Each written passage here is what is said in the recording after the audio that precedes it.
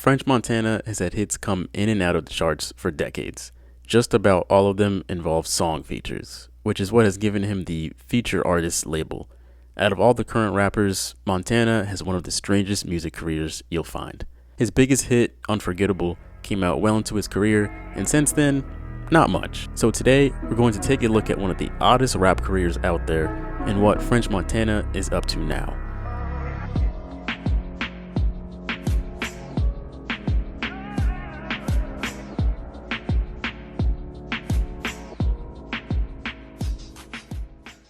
Kareem Karbouch was born in Casablanca, Morocco in 1984. He spent the first 14 years of his life there until his family moved to the South Bronx in the 90s. After struggling to make it in New York for a couple years, his dad decided to move back to Morocco, but Kareem, his mother, and his siblings all stayed in New York. In the early 2000s, Kareem got into the underground rap scene within New York and started going by the name Young French. In 2002, he began his own series of underground DVDs that focused on New York rappers, DJs, personalities, everything that came along with the underground rap scene in New York. He called it Cocaine City. Them niggas sold 17,000. Hello? Within these mini movies was also French's own music. It was a way of showcasing a young French curated version of the booming New York underground rap game in the early 2000s. Cocaine City became very popular for anyone who had interest in New York underground rap. And this style of production was also popular at the time too. Look at shows like Cops, Jackass, even the Andy Milonakis show. The early 2000s had an array of these compilation style series where the viewer just comes along for a new encounter every few minutes. French picked the title Cocaine City really just to get people's attention, which I think it's safe to say he was successful because the series ran throughout all the 2000s, had 14 different volumes, and played a big role in spreading his name. It almost cost him his life when he was set up in 2003, which led to him being shot in the head as he was leaving a recording studio. Luckily, he survived the incident and was only hospitalized for a few weeks. But in 2007, French Montana released his debut mixtape, French Revolution Volume 1. The mixtape featured Rick Ross, J Mills, Uncle Murda, Maserati Fox, and Tony Yayo. Less than a year later, he released Live from Africa, which contained his first collab with Max B. The two got along so well, they decided to make more music together, which resulted in Coke Wave and Coke Wave 2 in 2009. French also signed a deal with Akon's Convict Music in 2009. The deal was short-lived though because of a clashing issue with Interscope. But even with that being said, French and Akon remain good friends and still are to this day. In the following years, French continued to work with an array of different rappers, including Juicy J, Nicki Minaj, Wiz Khalifa, Big Sean, Gucci Mane, Waka Flocka, and much more. He also had incidents with Jim Jones, a police raid, and a few other blips on the radar, but for the sake of time, we're gonna skip ahead a bit. French Montana received offers to come to Good Music and Rock Nation, but ended up signing a joint deal with Bad Boy and MMG in 2012. Diddy and Rick Ross would be executive producing his first studio album. 2012 was a year full of hits in hip-hop, and French Montana happened to have a couple of those hits. 2012 was the year French Montana took his name to mainstream appeal. At the very beginning of the year, Rick Ross teamed up with French Montana and Drake to make Stay Schemin'. French's verse was definitely not the highlight of the song, but he did have the catchy chorus, and his name was included on a huge hit alongside two heavy hitters, which brought him a ton of attention.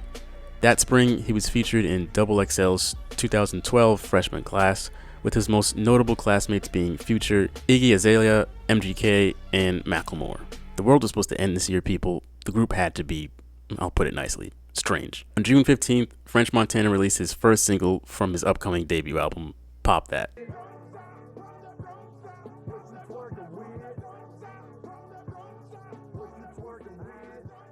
The song was easily one of the biggest of his career and was one of the biggest hits of 2012. Club banger, aux banger, Xbox party banger, it didn't matter.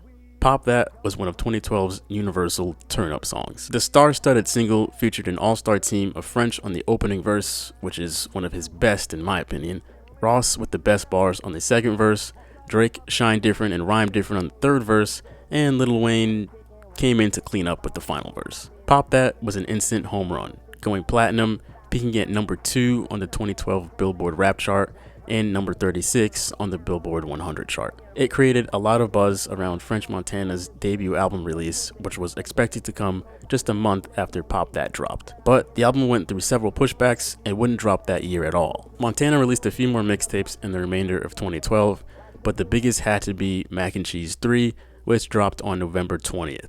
The tape included features from Fat Joe, Wale, Tyga, Ace Hood, J. Cole, Mac Miller, and of course, Rick Ross, and plenty more. Mac and Cheese 3 was a huge hit, featuring A1 production on just about every song. It went double platinum within its first month out, and eventually diamond, all from a mixtape on Dat Piff. Just a couple weeks later, Montana released another single from his upcoming album, Marble Floors, which featured Rick Ross, Lil Wayne, and 2 Chainz. The single would be a big hit, causing even more hype for his debut album. But it would be easy to forget when just a few months later, French released yet another single from the album, Ain't Worried About Nothing.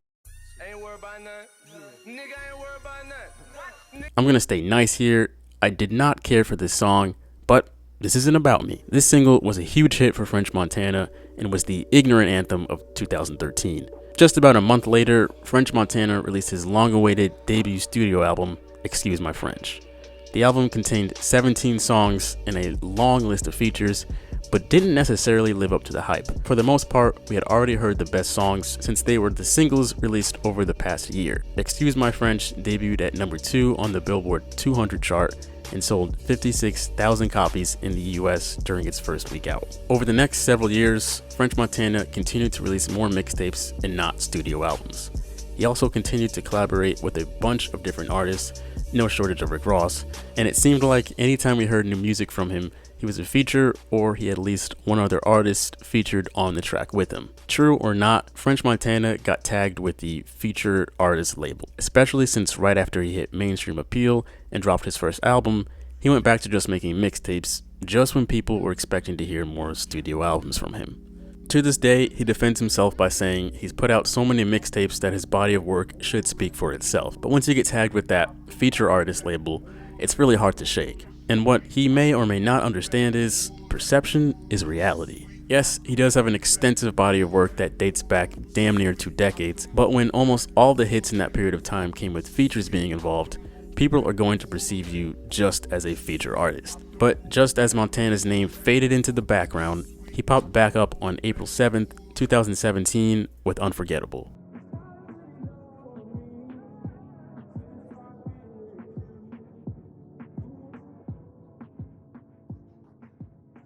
Now, the origins of this song are still a bit mixed up, but if you're wondering where that iconic beat came from, Genius did an interview with One Mind, the original producers. They explained that after initially making the beat, it was given to Sway Lee, and he was the first artist to take it. Then it was passed between an array of different artists, the beat itself was then changed up, and eventually it found its way to French Montana. He wanted to keep Sway Lee on as the featured artist and make the song his own. Unforgettable turned out to be a massive hit and the biggest of Montana's career. It peaked at number 3 on the US Billboard 100 chart, and the music video now has over 1 billion views on YouTube. Unforgettable was a single from French's upcoming second studio album, Jungle Rules, which released that summer and was, as you can imagine, full of star-studded features. It ended up going gold, selling 52,000 copies its first week.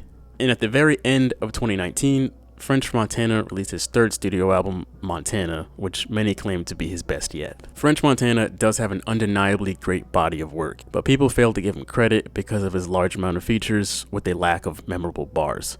And I 100% respect that opinion because it's very true. I couldn't imagine him making a full studio with little to no features and it basically being him by himself. He said himself that it's not that he couldn't, but it's just not his thing. But if we're all going to keep it real here, how well do we think that would actually turn out? French Montana is a feature artist, and there's nothing wrong with that. Just like his buddy Sway Lee is a feature artist, there's nothing wrong with that. Montana obviously says otherwise, but he also thinks so highly of himself that he believes he has just as many hits as Kendrick. I understand where he's coming from, and that whole thing just seemed like French getting annoyed with not getting the credit a veteran artist like him deserves throughout all these years. French Montana found himself in the ICU in 2019 after all the partying caught up to him. He said that all the alcohol, pills, and travel took a big toll on him after doing it for years. Since then, he's been sober to this day, To him, it's one of the biggest accomplishments in his life. Last November saw the release of his fourth and most recent studio album, CB5. Yes, it includes a bunch of features per usual, but it was actually pretty solid. To this day, French is still making new music, and yes, it's primarily features. There's no big career change or awakening here. French is still French. In fact, he believes he's just entering the second chapter of his career now. French Montana has one of the most fascinating bodies of work you'll ever see in hip-hop. Looking at the beginnings with Cocaine City to where he's at now, French Montana is like the D3 school of the rap game. You don't necessarily have to go to him in order to make it big, but damn it, it'll sure help. If you go back and look at his feature history, he's collaborated with just about every big rapper in the past decade and a half. And a lot of them, he was able to identify their talent early on in their career and work with them just as they were blowing up. You really can't say that about anybody else who's currently in the game. If French Montana dropped a new song tomorrow, most of us probably wouldn't lose any sleep if we didn't listen to it for a while. But who's on that feature though? Thanks for watching this episode of What Happened To. If you want more of these, be sure to leave a comment below with who you'd like to see featured in a future episode. Then check out my What Happened To playlist where you can find all the previous episodes. Hit the subscribe button to keep up with all of my newest videos and live streams, and my brand new Galactic Grizzly clothing line that's releasing once I hit 5,000 subscribers. I'll talk to you all next time. Peace. The star-studded single